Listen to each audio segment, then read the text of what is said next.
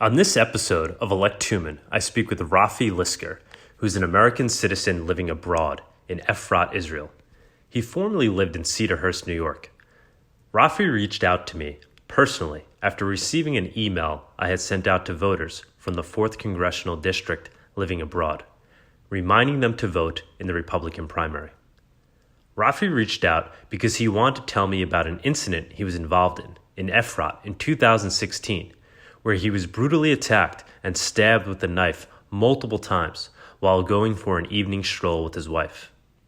It was on the very night that UN Security Resolution 2334 was passed. That resolution had condemned Israeli settlements in Palestine. Rafi believes it was a terrorist attack that did not get the attention it deserved. I responded to Rafi because I'm striving to live up to my promise of being the most approachable and reachable congressional representative this district has had. I want to give all my constituents a voice, Republicans, Democrats, and the politically unaffiliated. This, I believe, is the fundamental role of a congressperson. In fact, a major pillar of my platform is to improve representative democracy in this country by using a text-based polling system that all of my constituents will have access to, so that I can poll my constituents issue to issue and thus accurately legislate in Congress on their behalf. I'm even testing that system now during my campaign, and you can sign up to it by simply texting your full name to 516-308-1703. It is in that spirit that when someone like Rafi reaches out to me to talk and record an interview, I say yes. I want to represent all our constituents and give everyone a voice. So please, listen to what Rafi has to say. I cannot verify the veracity of his story, but I think it is at least deserving of a platform to be told. And please, contact me if you want to talk about issues you are concerned about. I am just a text message or phone call away. Okay, my name is Rafi, R-A-F-I, Lisker, L-I-S-K-E-R. Okay. And so how'd you find me? How'd you come across? Okay, so whatever, I got the email. It actually went into my promotional folder, which I do tend to check in my Gmail, and my instinctive response was to, I think it's, it speaks for itself. It was kind of like a knee-jerk reaction. I do vote, just like in Israel, I vote Likud. I'm a dual citizen. All of our family, my wife and my children are as well. And, we tend to vote, as I mentioned to Jack and to Brad, your staffers, I think that modern Orthodox Jews tend to vote, like right wing, Republican, Likud, it kind of goes together. At least that's the way we perceive it.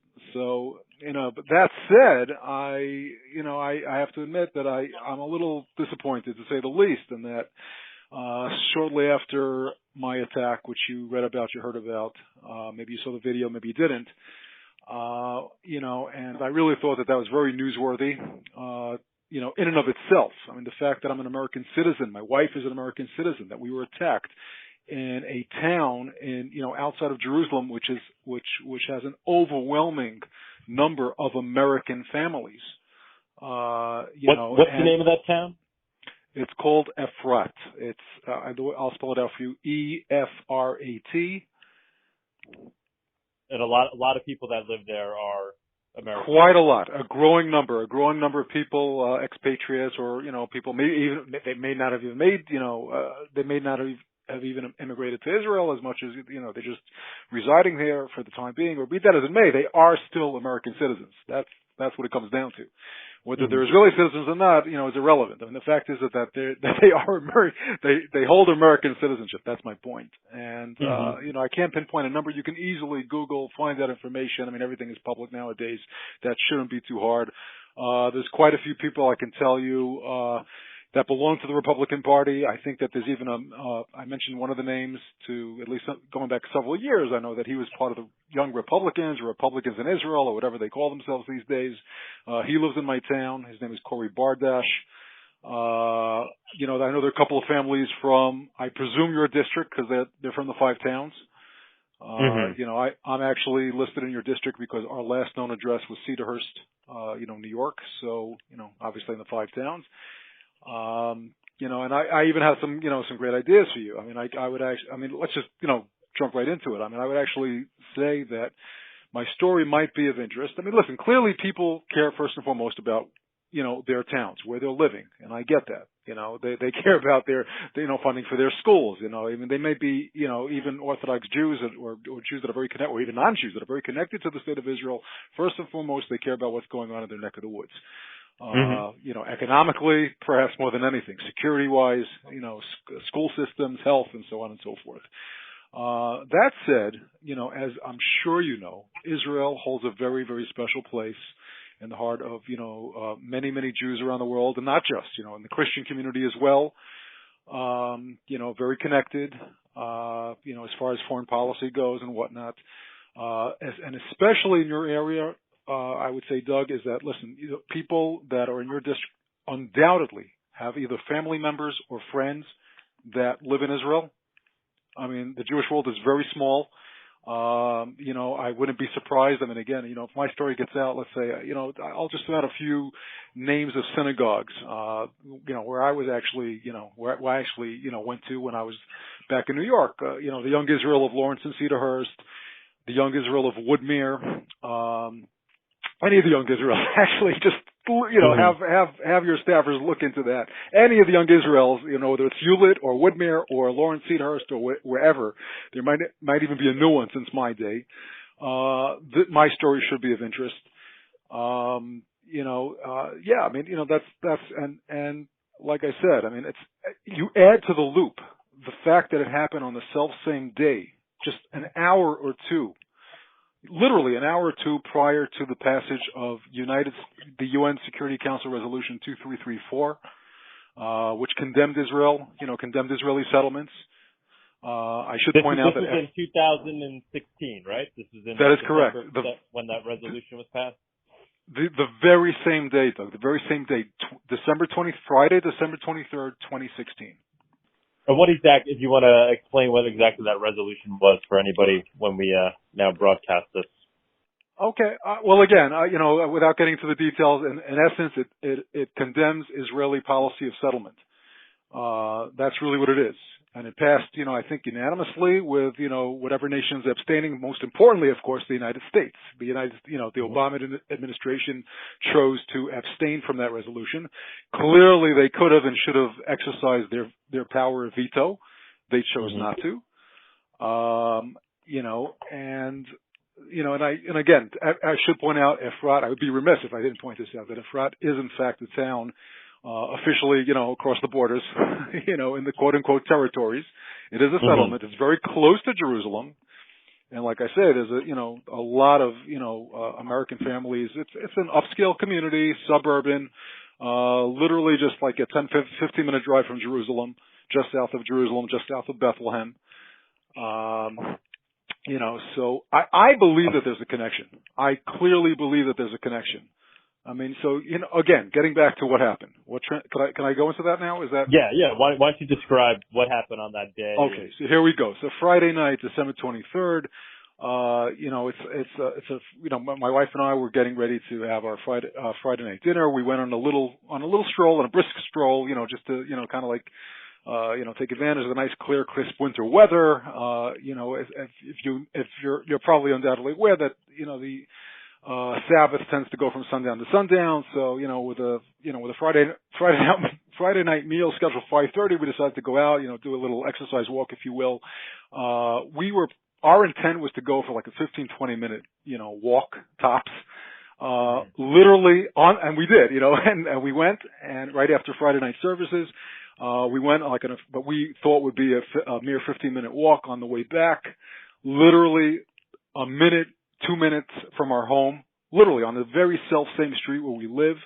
It's actually called King David, interestingly enough, King David Boulevard. And, you know, I felt a smack on my neck, on the right side of my neck. You know, immediately 3 quick blows, additional blows to my upper back. And, my wife, of course, screamed. And as I pointed out, also in the video that I gave, in the interviews, subsequent to the attack, and also when I spoke to your staffers, I did not think in my wildest dreams that this was a terrorist attack, that I was being stabbed. I mean, my first instinct was like, hey, like somebody, maybe an old friend, an old army buddy, or what have you, is like, like smack on the back, like, hey, Rafi, how's it going? That's the kind of thing that was running through my head. I did not think in my wildest dreams that, here, somebody's like actually, putting a knife in my body. And it was actually only because of, or largely due to my wife's screams, after the initial blow, that, I just instinctively have to, like, it's all instinct. I mean, there's really no thinking that's going on. It's all instinctive. They say, freeze, flight, or freeze, flight, fight, freeze, or flight. Yeah, thank you. Right. Well, there's a three, also the freeze. Yeah. So my wife, it's like, my wife and I, she did the flight, thank God. And I luckily did not freeze. I, just instinctively, boom, I just kind of, I wish I could show you the motion. I think in the video you're able to see it better, where I just kind of like move away, jerk, I just kind of like shove the guy. I just instinctively pushed the terrorist off me. And here I am after, I didn't count at the time how many, stab wounds I received, of course, but, clearly it was multiple, that I knew, and, I'm just trying to picture this, if your listeners could also picture this, just 1 minute you're just having a nice casual conversation with your wife, happy as can be, whatever, and just within a second you've got to turn into a fighter, it's not like you're prepared. And, suddenly I'm faced with this guy who looks, he's full of rage. Afterwards they would tell me that the guy actually, in many instances they give the terrorists like cocaine or some kind of, a drug in order to get the adrenaline pumped so that, that they won't have second thoughts or what have you. This guy was like an animal. He's just like, he's standing there shrieking like an animal, with a knife, with a butcher's knife with my blood on it. Okay. That's really that's the picture I want to paint for your listeners. Okay. I'm faced now with a guy who's holding a butcher's knife after having stabbed me several times. I see the blood, my blood on the knife. Okay. What's going on through my mind? My instinctive response was, I'm not going to give him another chance to get to me. He's not going to get to my wife. He's not going to get to anybody else. I should also point out that at the time, there was a group of American teenagers, who were in the local synagogue right nearby, literally just like about, 50 feet, 100 feet away. They did not, they would have been caught by surprise and, God forbid if he would have gotten to them. And, I got to tell you that, the security professionals told me afterwards that apparently this guy, this terrorist who had managed to penetrate, and this is what I told your staffers, he penetrated every level of security. He actually, he got past the army, he got past our local security, which we pay for. He actually was in the town within the town perimeters for about an hour, lying in wait, just waiting for an opportunity. What was told to me afterwards by security professionals is that he had apparently, in all likelihood, tried to enter into several homes in the area, and thank God he was unable to because they were locked. He may have just very well been discouraged enough, here, he trekked a long way. I forget the name of the Arab town where he allegedly came from, but that's irrelevant. He came from where he came. He trekked all this way. He evaded security. He's waiting for an hour, and that may have something to do with the fact that he was kind of like perhaps a little bit too impulsive. He jumped on me. I'm not a small guy, thank God. I'm not I don't have a black belt in karate or anything of that nature, but I can hold my own, and and I would be remiss if I didn't say that this was clearly a miracle. I'm not going to take all the credit here. I mean, first and foremost, I'm a very spiritual person. I thank God, every day in every way. I've got to emphasize that. I truly believe that this was an open miracle. For whatever reason, I merited divine salvation. I mentioned to Brad and to Jack, your staffers, that I happen to be the son of a Holocaust survivor. which I think is also relevant. I mean, a real survivor. I don't know if you ever come across, there are people that, listen, I mean, God bless, their families, they escaped Nazi Germany, and they went to China when he was like 2 or 3, I'm not talking about that. My father literally, Henry Lisker, he actually went through 3 death camps. I mean, he was in Majdanek, he was at Auschwitz-Birkenau, where he got his number. He was on the death march, and, finally he was liberated, interestingly enough, by American forces, from Buchenwald, Germany, in 1945. True survivor.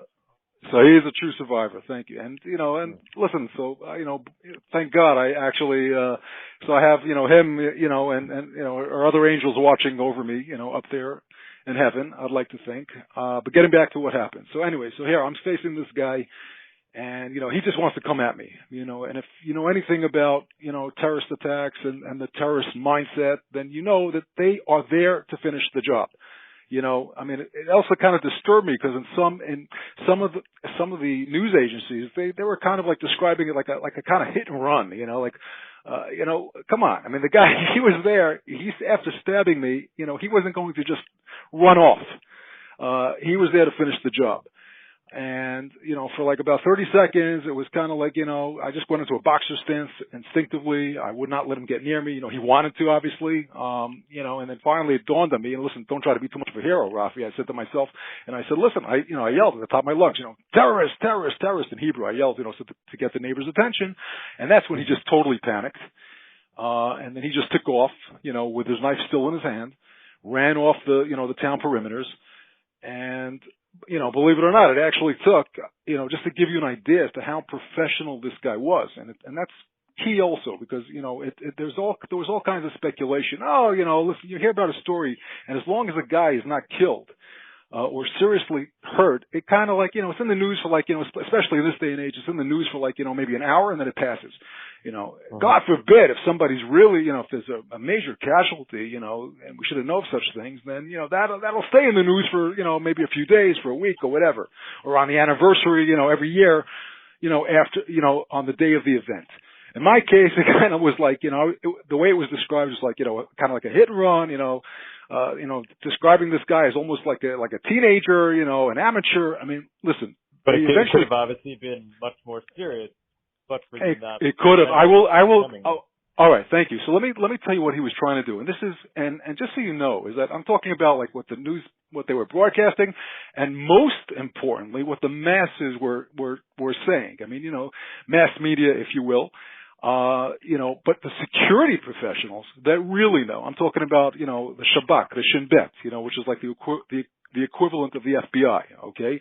When they met with me and they briefed me, they were singing my praises, and they said, listen, you know what? They were telling me exactly what was the intent. I mean, what these terrorists tried to do, and he was not an amateur by any means. He was trying to, first and foremost, with his first blow, to get the jugular, to paralyze me, if not outright kill me. And then once I'm neutralized, if he doesn't kill me then with that first blow, he'll be able to just have his way with me, finish me off, and then move on to the next victim. That's number one. Number two is that the subsequent blows also were not random. When he stabbed me after the first initial blow in my upper back, meaning the first blow was on the neck. Afterwards, 1, 2, 3. I mean, it was rapid. I mean, really rapid, within seconds. And deep also, and I'll get to that in a second. He's trying to rupture your lungs. Okay, that's what he's trying to do. So everything has a purpose. It wasn't just, like a random knife attack. I mean, he was literally going for the kill. And how do I know that the knife, and first of all, I saw the knife with my own eyes, and I described it also to the authorities. But my brother-in-law, who happens to be a paramedic, he said, Rafi, you have no idea how lucky you are. I said, okay, well, I know that, but like, what do you mean? Like, what do you specifically mean? He said, listen, he says the incisions were so wide, meaning that obviously if you think about it, a knife, I mean, the thin point of a blade, right, as you work your way up, it gets wider. He says each of the incisions, you see that he actually penetrated, meaning that every single one was deep enough to kill. And the fact that every single one just missed its mark by a millimeter is nothing less than a miracle. So I just kind of like want to paint that picture, so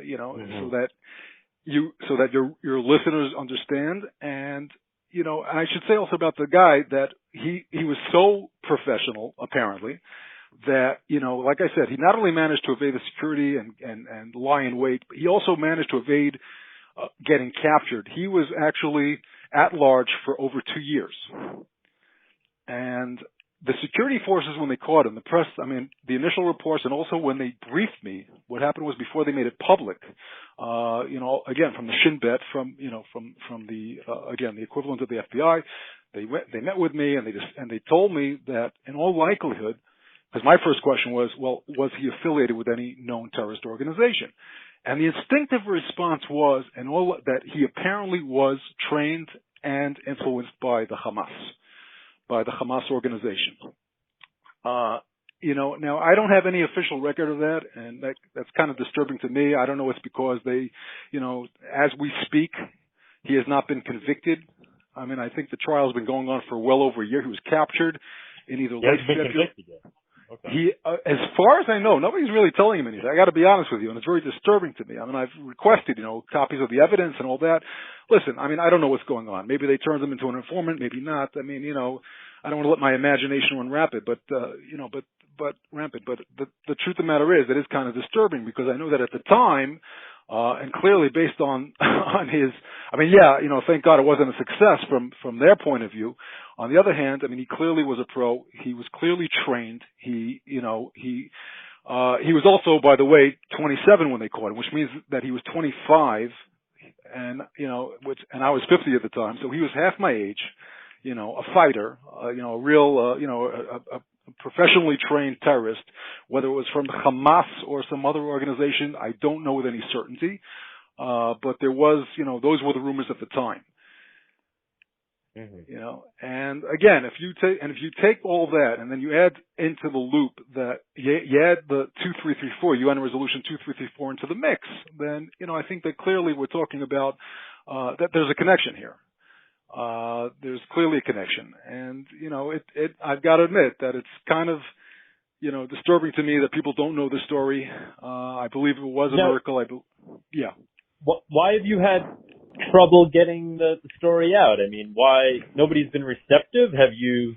I'm Doug Tuman. I'm running for Congress now. A big part of my theme, my platform, is to try to fully engage the community, all the constituents, to the best of my ability, right? So, there's 700 plus thousand of them. My goal, as a congressman, will be able to, is essentially to be in communication with as many of them as I can. And, one of the things I'm doing is starting a text polling system so I could, essentially get feedback on issues. And this is really a big theme of my campaign. So when you reached out, I thought, how could I not respond to you when this is one of the ideals I'm trying to live up to, which is to really engage my community and be in touch with my community. So, just to let you know, that's why I'm responding to you. And that's why, I'm kind of, giving you the benefit of the doubt here and trying to understand your story and see what I can do to help you. Even though I'm not yet an elected official, but just figure might as well start kind of trying to play the role now.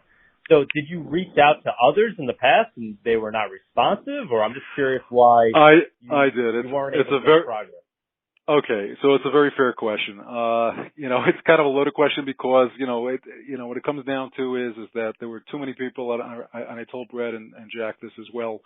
I refer to it as an unintentional conspiracy, meaning that, it's not like, the different, the powers that be did not all get together and say, hey, let's keep this in the hush, let's keep this, under the rug, so to speak, or sweep this under the rug, meaning, on a collective level. But I think that taken individually, nobody was really happy about the fact that this attack occurred, meaning, first and foremost, the Army. I hate to say it, I'm a tried and true, also American citizen, also an Israeli citizen. Last thing I want to do is to say anything disparagingly about neither the American troops or the Israeli troops. God bless, each and every one of them, every one of the soldiers. But clearly this did not look good. This did not make the IDF look good. It did not make our security, company, look good. And on that note, I should point out, I'd be remiss if I wouldn't mention that many of the young men and women who work in security in our town are actually, not just employed in our town, they're actually, they grew up in our town. Meaning, the boys and girls, actually grew up in Efrat. So the parents weren't so happy about, the story, making their boys and girls, not painting the best picture. And again, I'm not casting blame, by the way. I do want to make that clear. I'm not pointing fingers. I'm not even upset, in that regard. Things happen. Things happen. I'm more upset about the silence and, at best, the criticism at worst, and we'll get to that in a second. But again, getting back to your question, so the police, the army, the security forces, the local security company, the leadership, right? You're going to go into politics, and, I guess, the best way to answer your question was, listen, if God forbid something was to happen in your district, you're a congressman, and it didn't exactly paint the rosiest picture of the Nassau County Police, you know what I'm saying? Or the local security companies that are patrolling the schools. You'd kind of, and I get that. I do. On some level, I do understand that. Did you try reaching out to your congressperson at the time, to Kathleen Rice? Yeah, I did actually. I did reach out to Kathleen Rice. I basically got, I can't, how many months later, it wasn't as responsive as quick as your response, Doug, and that's to your credit. I got, I don't know, I doubt it was her personally, probably somebody on her staff sent me an email, basically, we're very sorry to hear about your, about your attack, and, just kind of like, restating their stance on a two-state solution and getting to politics, and, and I don't even agree with that, but that's getting we don't need to get into a whole political discussion. The short answer is, yeah, they did. It really didn't address, what was really disturbing to me. And again, I'm trying to make the connection first and foremost to 2334. I would like, I don't mind saying unabashedly that, I believe that there's some sort of approbation. I would like to have received some kind of, praise or approbation from the Republican Party. Especially because shortly after the attack, I wrote an open article which was published, I believe it was published in the Jewish press. It may have been published elsewhere, where I'm basically congratulating at the time President-elect Trump on his victory. And, wishing him success. And, I never heard anything from anybody, not from the Republican Party, certainly not from Ambassador David Friedman, or, who actually, I think, if I'm not mistaken, I don't want to give misinformation. I believe that he actually, lived in the five towns himself. So I'm very upset about that. And last but not least, listen, my fellow towns, the fellow citizens of Efrat. Nobody wanted to hear about this. People want to believe that wherever they live, and this is something which I guess every politician needs to be mindful of, is that when something shocking does happen, and in my case, it wasn't, it had a happy ending. Which is why I'm kind of boggled, it's mind-boggling as to why it was not, God forbid if something would have happened and I would, and I wouldn't have made it, I could almost understand. But the fact that, this had a happy ending, I survived, I scared him off the premises. I don't even think I mentioned that during this entire conversation. I actually scared him off the premises, so that he did not inflict injury to anybody else other than myself. I was actually released from the hospital the very next day, just in time to light the first light of, the first Hanukkah candle. And again, this was December 23rd, so we're talking about like right before the Hanukkah holiday, right before the Christmas holiday. And I feel that here's a victory over, radical Islamic terrorism. That's how I perceived it, a victory for Western democratic Judeo-Christian values over radical, Islam. That's very much how I perceived it. And I portrayed it to others. And it's just unfortunate that, not many people wanted to share, and not many people had the same thinking. Most people I think were disturbed. Something happened, an attack, a knife attack happened in our neck of the woods. We don't want this getting out. We don't want our kids to know about that. We don't want our kids to live in fear. And that, in essence, is what I've had to contend with. So, so that's, hence the silence. But I believe that, listen, I mean, especially now because, there's an administration, the Trump administration is in favor of, or they're more in favor than, let's say, the Obama administration of, promoting settlements. And I believe that even in our own neck of the woods, in Efrat, I believe that, the Ministry of Defense just, with the Trump administration's blessing. Okay, I know that David Friedman, he actually just, toured the area with our mayor, not long ago. So I think that, so clearly the American administration is presently on board with expanding the building in Efrat. So I thought that this is the time to, once again revisit, my own personal miracle. Because again, it wasn't just a personal miracle. I viewed it at the time as a communal miracle. Mm-hmm. As a miracle, and then, like I said before, even more than that, even beyond that, it was really a victory, not just for the Jewish people, but a victory, like I said before, for Western democratic, Judeo-Christian values against the forces of evil. I'm not knocking Islam per se, but radical Islam, terrorism. Yeah, I definitely believe that this is a microcosm of that victory. So I want I'll be honest with you. When you first reached out to me, I was like, how do I know I can, trust this guy's story? How do I know, it seems almost a bit over the top, but, in talking with you and having my guys talk to you, you certainly sound like a very genuine person. And, this is not a small event what you're describing here. I mean, it does sound like a terrorist attack of sorts, and it's amazing that you were able to survive it. And it does seem quite unfortunate that you didn't get kind of the attention you deserve in terms of kind of getting the word out there. So on my end, I'm gonna do a little more background research on my end, and happy to help share your story in any way I can. Correct. Can I just correct? Because you said of sorts. My apologies, but this was not a terrorist attack of sorts. This was a full-blown terrorist attack. In fact, the Ministry of Justice, the FBI, the Ministry of Justice, they acknowledged it. Well, I guess I only say that just because do we know who this? We don't really know who this guy was, right? We don't know. No. They have a suspect. I forget his name. You could easily Google. I'll be happy to send you the link. They have the suspect. They caught him. The fact that he hasn't been, outright convicted yet, right? He hasn't been convicted a different story. Yet. But, clearly he is he's admitted to the story. He's admitted to the attack. And again, more importantly, regardless of, whatever happens in his verdict and the outcome of the perpetrator, like I said, the FBI, the Ministry of Justice, I'm talking about, the American, right? The American Ministry of Justice. Okay. And, certainly the Israeli Ministry of Defense immediately recognized this as a terrorist attack.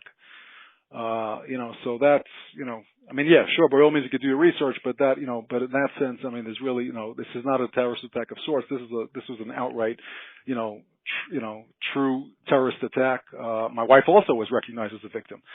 But, thankfully, she did not sustain any wounds whatsoever to her body, and, like I said, also at the time, I'm thankful. I'm thankful to the Almighty, that the guy, that the perpetrator chose me, because God forbid if he would have chosen my wife or, some teenager or, who knows what would have been. Mm-hmm. So I know in your email you mentioned, kind of, being fed up with the Republicans a little bit, and that you may consider, voting the other way this go around. You have to be somewhat satisfied with the way Trump obviously has been interacting with Israel, right? I would imagine. I am. I am. I'm not going to listen. I'm not saying I'm going to vote Democrats. Again, my reaction to your initial email was. Go ahead. Yeah, no, it was kind of a knee-jerk reaction. I admit that. I wasn't saying that I was going to. I think that the exact wording was that I might consider, voting Democrat for the first time. So let's just, be careful with our wording. How do we make sure you don't consider that anymore? It's basically what I'm getting at. What would you want to see from me as I would like, thank you very much. For? Oh, okay. Doug, thank you so much. Okay. Listen, I would love to get some kind of recognition. I believe that I've earned it. I believe that my wife has earned it. She's more low-key than I am. But then again, I'm the one who actually, got the blows to my spine. I'm the one who could have easily ended up in a different place, and I'm the one who really, more than anybody else, people said at the time, well, you should just be thankful. I was like, are you kidding me? There's no person alive that is more cognizant of the miracle that transpired and has more gratitude to God than me. So the answer to your question, Doug, is that, I would like for people to know the story. They don't need to know Rafi Lisker, but to know that this happened, that there was a guy who survived miraculously, on Hanukkah and Christmas Eve, single-handedly, unarmed, after having been stabbed to his spine, by a trained Hamas terrorist. And I would like that to get out on the very day that the UN resolution, an anti-Israel resolution was passed. Okay, just an hour before the resolution was passed, a terrorist who was presumably easily influenced and easily agitated, provoked, if you will, by the social media in Arabic, to stage an attack. He did so. And thankfully he did not succeed. And to receive, I guess, what would really make my day when all is said and done, if I was to receive recognition from none other than President Trump, may God watch over and protect him, that would go a long way and, kind of like, closing, giving me closure, if you will, more than anything else, if I would get recognition from the president himself. The Prime Minister of Israel would also be great, but, being that I actually wrote a congratulatory letter to, at the time, President-elect Trump, to receive, approbation from him, and especially as a fellow New Yorker, and, just FYI, I was a fan of his even when he was just, back in real estate, when he was, doing The Apprentice.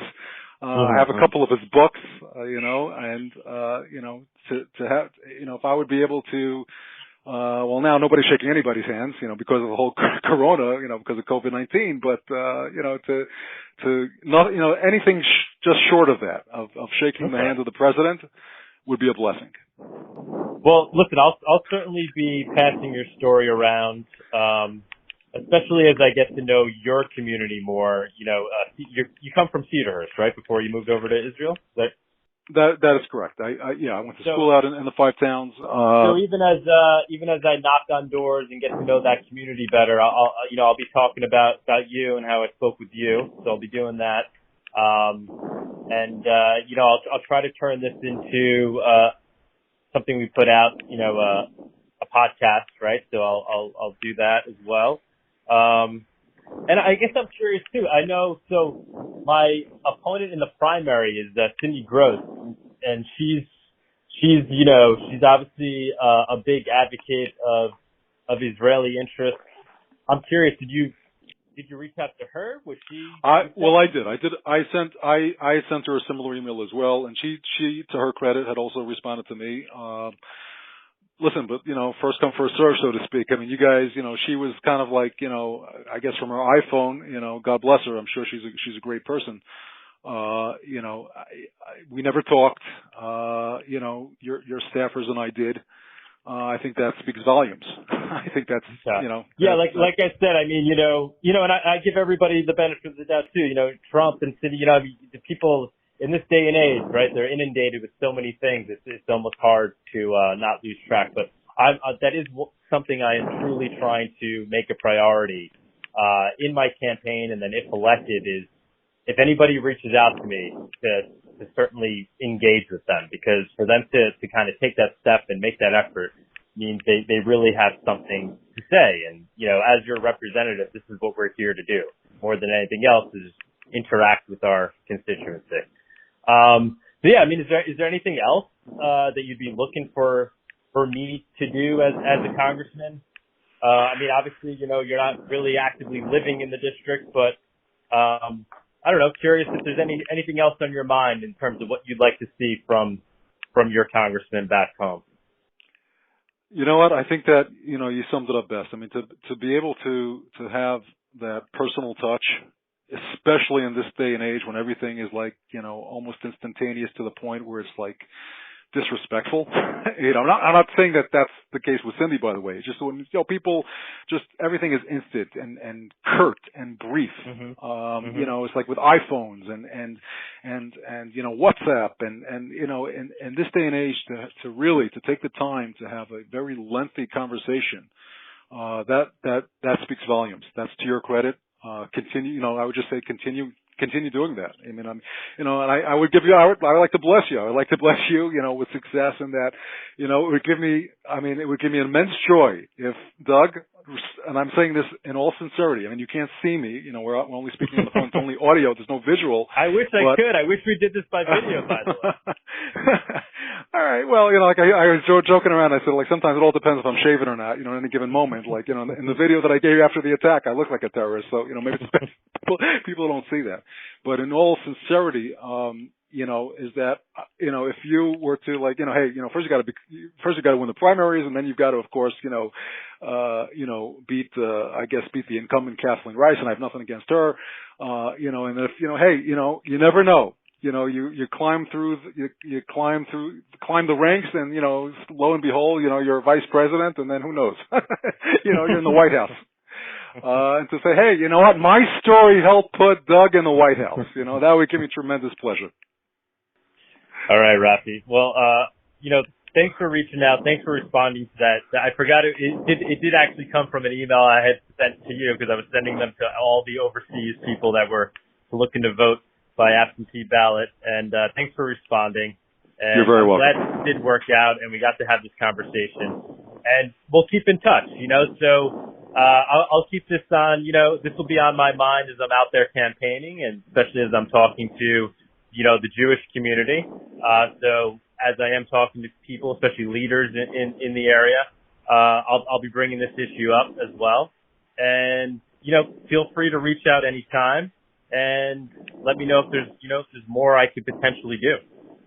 I certainly will. Doug, it was an absolute pleasure. I wish you and your staff and, my fellow residents, the 4th District of New York, nothing but, peace and health, safety, prosperity, and really, God bless each and every one of us. And I'd love to make my way to Israel. That's definitely on my to-do list. So if I do, maybe we could get a coffee. Absolutely. Without the mask. On me. All right, Rafi. Thanks, Doug. Have a good one. Bye-bye. All right, thank you. Bye.